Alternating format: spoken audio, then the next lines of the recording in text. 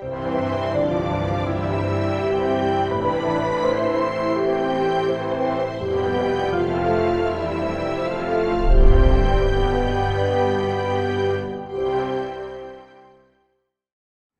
세상에 그 누구도 인생의 정확한 답을 다 갖고 사는 사람은 아무도 없습니다. 우리에게 인생의 답을 해줄 수 있는 사람은, 인생의 정답을 해줄 수 있는 사람은 이 세상에 없습니다. 그런데 아십니까? 우리 인생에 관련된 모든 문제는 결국은 죽음과 연결되어져 있습니다. 우리가 살면서 알게 모르게 잘 쓰는 말이 있습니다. 어떤 말인지 아세요? 죽겠네, 죽겠나라는 말입니다. 배고파 죽겠네, 배불러 죽겠네, 추워 죽겠네, 더워 죽겠네, 얼어 죽겠네, 피곤해 죽겠네, 졸려 죽겠네, 아파 죽겠네, 머리 아파, 다리 아파, 배 아파, 아파 죽겠네, 속상해 죽겠네, 힘들어 죽겠네, 짜증나 죽겠네, 성질나 죽겠네, 너 때문에 죽겠네, 쟤 때문에 죽겠네. 결국 인생의 모든 문제는 죽음으로 연결됩니다. 여러분, 우리의 기도도 그래요. 우리의 기도의 상당 부분은 실은 하나님, 내게 물질로 풍성하게 해주셔서 배고파 죽겠다는 문제를 해결해 주세요. 하나님, 내게 건강 주셔서 아파 죽을 것 같으니까 좀 고쳐주시고, 아파 죽을 것 같은 두려움에서 벗어나게 해주세요. 하나님, 저 사람 때문에 못 살겠습니다. 남편 때문에, 아내 때문에 속상해하지 않게 변화시켜달라고, 그래서 내가 저 사람 때문에 속상해 죽지 않게 해달라고 그 기도하는 거 아닙니까? 하나님, 인생살이가 너무 고달프고 힘드니까 죽을 것 같아요. 나도 좀 성공해서 멋지게, 그래서 성질나서 죽게 만드는 일, 짜증나는 일, 신경질 나는 일 다 없애달라고 하는 것. 이게 우리의 기도 내용 아닌가요? 결국 인생의 모든 문제는 이렇게 죽음과 연결되고 있습니다. 그러므로 인생의 모든 문제를 해결하려면 궁극적으로 죽음의 문제가 해결되지 않으면 해결될 수 없는 것입니다. 그러면 어떻게 죽음의 문제를 해결할 수 있습니까? 아무리 죽여도 살아나면 되는 겁니다. 부활이 답입니다. 내 삶의 환경이 어떤 이유로든 죽을 지경이지만 그 나를 힘들게 하는 문제를 들고 주님 앞에 나와서 눈물로 기도할 때마다 주께서 그 고난을 주신 뜻을 깨닫게 하시고 그 고난을 통해서 내가 하나님께 복받을 만한 인생으로 바뀌도록 나를 다루어 주시고, 그래서 말씀을 붙들고 다시 살아나면 되는 것입니다. 설령 내가 육신의 질병이든 무엇이든 죽는다 할지라도 사망의 권세를 이겨내고 다시 영원한 생명으로 부활하면 되는 것입니다. 여러분, 우리는 인생의 모든 문제의 정답이 하나님께만 있다고 믿는 사람들입니다. 그렇게 믿는 우리들에게 하나님께서는 인생의 모든 문제의 답을 성경에 주셨습니다. 신약성경 요한복음 14장 6절 말씀을 보십시오. 우리 다 같이 말씀을 한 음성으로 읽습니다. 예수께서 이르시되 내가 곧 길이요 진리요 생명이니 나로 말미암지 않고는 아버지께로 올 자가 없느니라. 그렇습니다. 예수님은 하나님이 계신 하늘나라로 우리를 인도하는 길이십니다. 예수님은 이 세상의 거짓에서 분별하게 만드는 진리인 것입니다. 예수님은 생명이십니다. 예수님은 그 생명으로 사망의 권세를 물리치고 부활하셨습니다. 그 부활하신 생명의 능력으로 우리에게 영원한 생명, 영생을 주셨습니다. 그게 너무나 감사해서 오늘을 부활주일로 정하고 예수님의 부활을 기념하고 축하하고 감사하는 것입니다. 예수님은 생명 그 자체이기 때문에 사망의 권세가 우리의 죄값을 권리 삼아가지고 예수님을 우리 대신 십자가에 못 박았습니다. 그리고 무덤에 가두었습니다. 그러나 그 대단한 사망의 권세도 3일이었습니다. 3일밖에 예수님을 가두지 못했습니다. 왜? 예수님은 생명 그 자체였기 때문에. 생명 그 자체이신 예수님은 사망을 물리치시고 다시 부활하셔서 부활의 첫 열매가 되셨습니다. 여러분, 예수님이 부활의 첫 열매라면 두 번째 열매, 세 번째 열매, 네 번째 열매가 있다는 뜻일 것입니다. 누굽니까? 예수 안에 있는 그 생명을 우리도 지니게 되고 예수님처럼 우리가 설령 육신의 죽음을 당한다 할지라도 믿음으로 사망의 권세를 물리치고 부활하여서 예수님 다음으로 부활의 그 다음 열매가 되어질 줄로 믿습니다. 나라는 존재는 이 육체가 아닙니다. 진정한 나는 이 육체 안에 있는 나의 영혼이 나인 것입니다. 이 몸뚱아리 이 육체는 내 영혼이 잠시 머무는 여관과도 같은 곳입니다. 그래서 성경은 우리 인생을 잠시 머물다가는 나그네라고 표현하고 있습니다. 이 영혼이 육신을 입고 살 동안에 마귀의 거짓말에 속아 죄를 짓게 되면 죄로 물든 영혼이 됩니다. 여러분, 죄로 물든 영혼은 천국에 들어갈 수 없습니다. 천국은 100% 거룩한 것, 완전히 거룩한 곳이기 때문에 죄로 물든 영혼이 천국에 들어가면 천국이 오염됩니다. 죄로 오염된 천국은 천국이 아닌 것입니다. 때문에 하나님께서는 그를 믿는 자들에게 온전한 천국을 주시기 위해서 천국이 오염되지 않도록 죄로 오염된 영혼은 천국에 못 들어오게 하고 지옥에 폐기 처분하는 걸 깨달으시기 바랍니다. 그래서 죄로 오염된 영혼은 지옥에 버려져서 영원히 꺼지지 않는 그 불구덩이에서 영원토록 고통 가운데 있게 되는 겁니다. 저는 오늘 이 시간에 이 자리에 있는 모든 분들, 또 방송으로 인터넷으로 이 말씀 들으시는 분들 한 명도 지옥 가지 않고 천국 가기를 주님의 이름으로 축복합니다. 여러분, 죽음은 영원한 하나님 나라에 들어가기 위한 과정일 뿐인 것입니다. 이 믿음이 분명했던 사도 바울은 고린도전서 15장 54절부터 57절에서 이렇게 사망을 향해 외칩니다. 이 썩을 것이 썩지 아니함을 입고 이 죽을 육신이 죽지 아니하는 영원한 몸으로 변화될 때에는 사망을 오히려 삼켜버리고, 육신을 입고 있을 때는 사망이 우리를 삼킬 것 같지만 우리가 영의 몸을 입을 때는 우리가 오히려 사망을 삼켜버리고 이기리라고 기록된 말씀, 이사야서 25장 8절에 기록된 말씀이 이루어졌다는 거예요. 그래서 사도 바울은 그 믿음을 가지고 55절에 사망아, 너의 승리가 어디 있느냐? 사망아, 너의 쏘는 것이 도대체 어디 있느냐?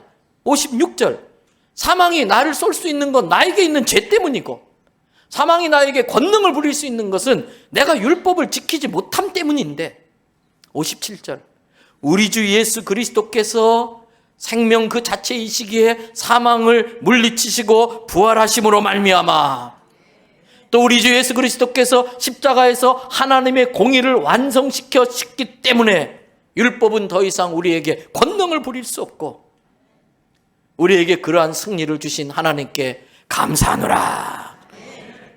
그러면 사람들은 예수님이 정말 살아나셨냐? 예수님 정말 부활하셨냐?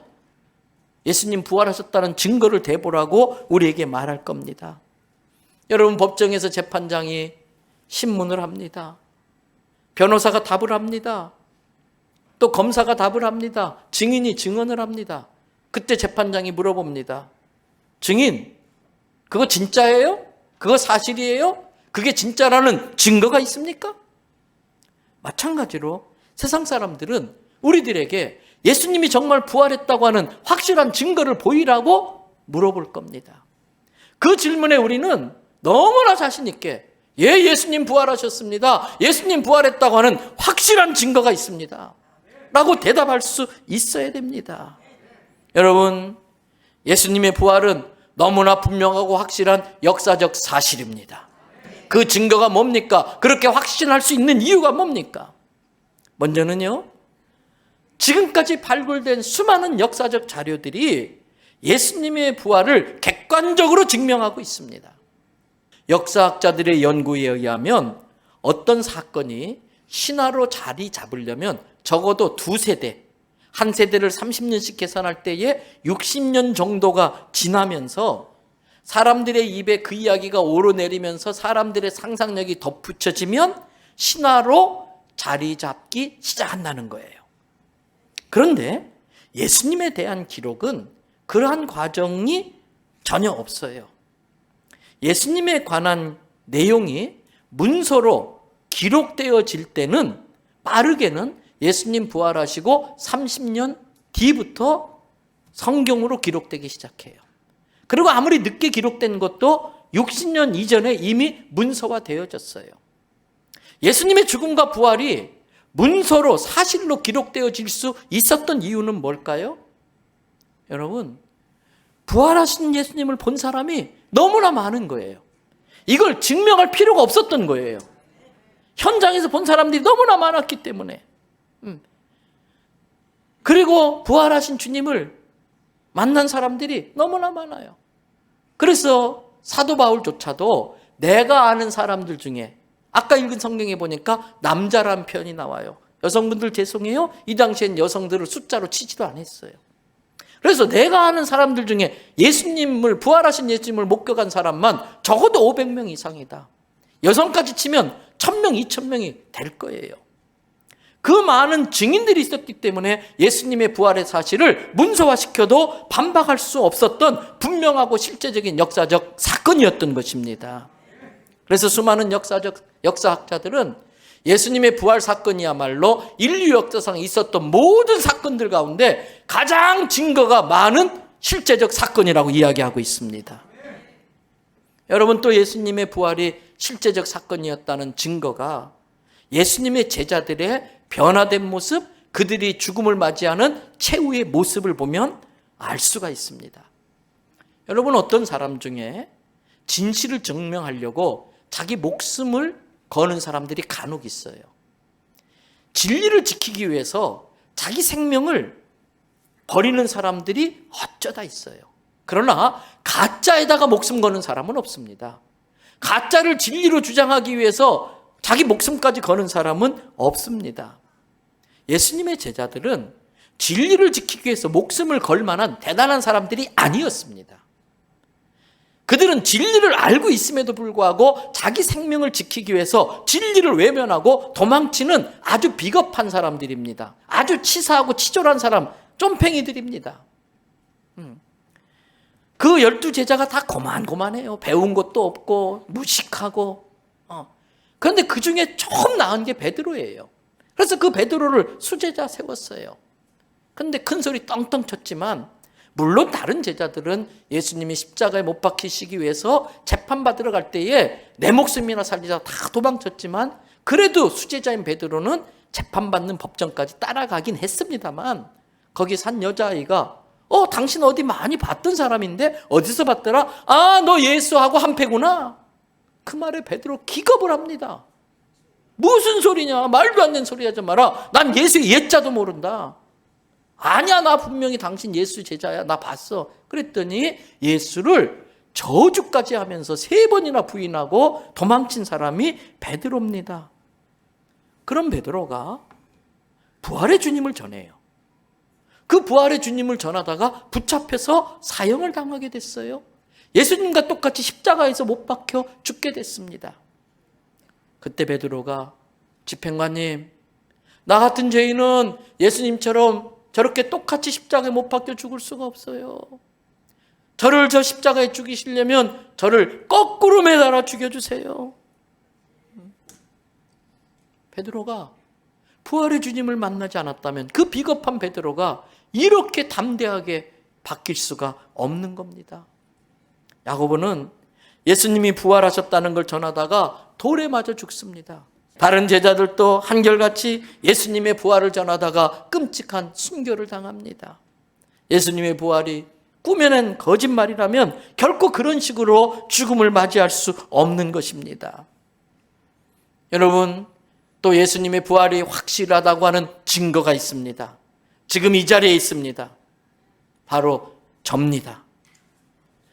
하나님이 살아계시지 않았다면, 예수님이 부활하지 않았다면 저같이 추하고 더러운 것이 이 자리에 서 있을 수가 없습니다.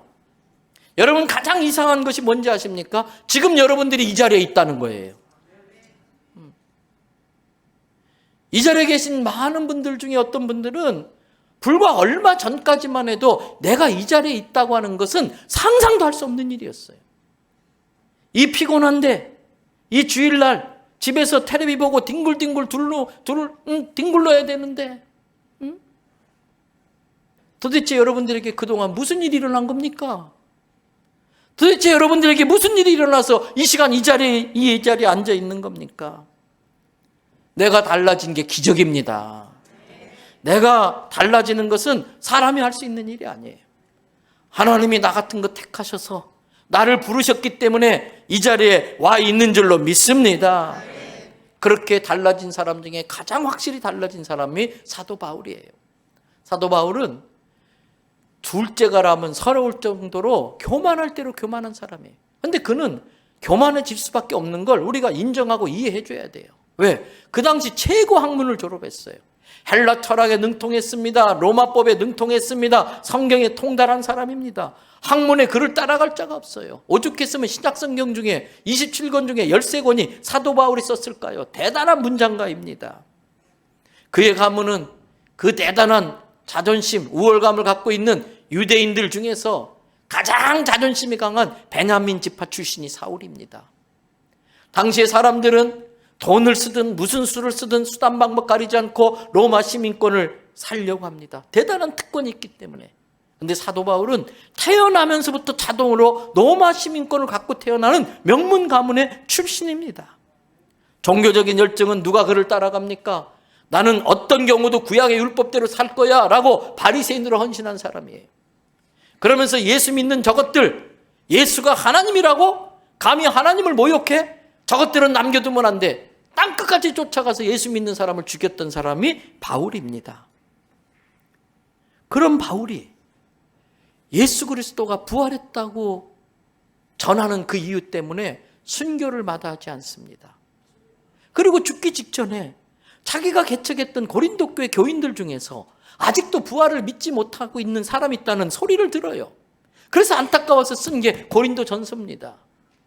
그 중에 우리가 본문을 읽었던 고린도전서 15장 3절부터 8절의 말씀, 마치 우리가 바울이 되었다는 마음으로 바울의 심정으로 한번 같이 읽어보겠습니다. 내가 받은 것을 먼저 너희에게 전하였노니 이는 성경대로 그리스도께서 우리 죄를 위하여 죽으시고 장사 지낸 바 되셨다가 성경대로 사흘 만에 다시 살아나사 게바에게 보이시고 후에 12 제자에게와 그 후에 500여 형제에게 일치에 보이셨나니 그 중에 지금까지 대다수는 살아있고 어떤 사람은 잠들었으며 그 후에 야곱에게도 보이셨으며 그 후에 모든 사도에게와 맨 나중에 만삭되지 못하여 난 자 같은 내게도 보이셨느니라. 바울은 구약의 전문가입니다. 율법과 구약에 정통한 사람입니다.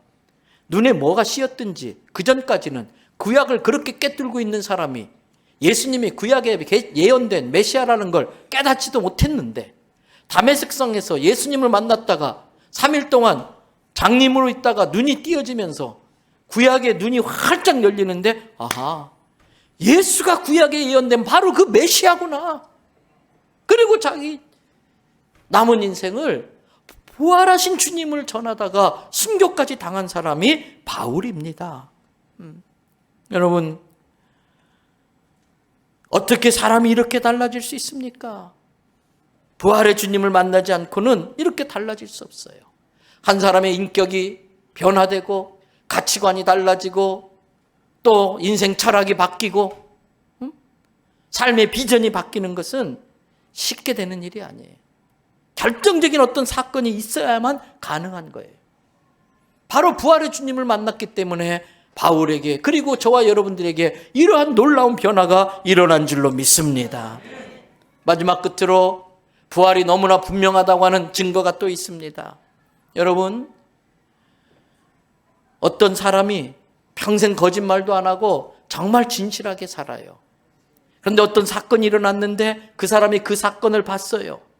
그래서 그 사람이 그 사건은 이러이러해서 저 사람이 범인입니다 라고 말하면 믿어야 됩니까? 믿을 수 없습니까?